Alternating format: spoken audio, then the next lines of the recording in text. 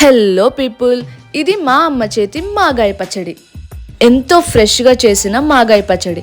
మా neighbour aunty వాళ్ళకి పెద్ద మామిడికాయ చెట్టు ఉంది. సో కాలనీలో అందరికీ వాళ్ళు డిస్ట్రిబ్యూట్ చేస్తూ ఉంటారు కొన్ని కాయలు. మాకు కూడా అలానే ఒక 4 కాయలు ఇచ్చారు. అంటే యాక్చువల్గా 7 ఇచ్చారు. మా చెల్లి తినేసింది. ఉన్న 4 కాయలతోటి మంచిగా పచ్చడి పడదాము, కానీ ఇంత చిన్న కాయలతోటి ఏం పచ్చడి పడదాము అనుకుంటే మా మమ్మీ మాగాయ పచ్చడి అయితే తొందరగా అయిపోతుంది అని అది పడుతున్నాం అనమాట.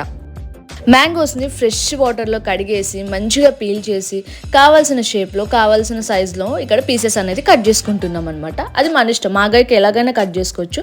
సో మాకు చాలా తక్కువ క్వాంటిటీ వచ్చింది. ఇట్స్ ఓకే, మేము రెగ్యులర్గా ఏదో ఒక పికిల్ పడుతూనే ఉంటాం కాబట్టి కట్ చేసుకున్న పీసెస్ని మంచి ఎండలో ఎండబెట్టాము. అప్రాక్సిమేట్లీ 2 hours ఎండబెట్టాము. సో సరిపోతుంది అనమాట.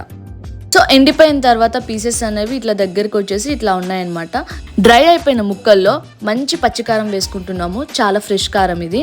అండ్ మెంతి పొడి, ఆవాలు 2 కలిపి చేసిన పొడి, నెక్స్ట్ వెల్లుల్లి పేస్ట్ అండ్ టేస్ట్కి సరిపడేంత ఉప్పు. ఒకవేళ సరిపోకపోతే తర్వాత యాడ్ చేసుకోవచ్చు. ఎలాగైనా 1 day మనం ఫర్మెంటేషన్కి పెడతాం కాబట్టి సో అదంతా కలిసేలాగా బాగా మిక్స్ చేసుకోవాలి. మాగాయ పచ్చడికి తాలింపు అనేది చాలా మ్యాండేటరీ. సో ఇక్కడ మనం అదే ప్రిపేర్ చేసుకుంటున్నాము.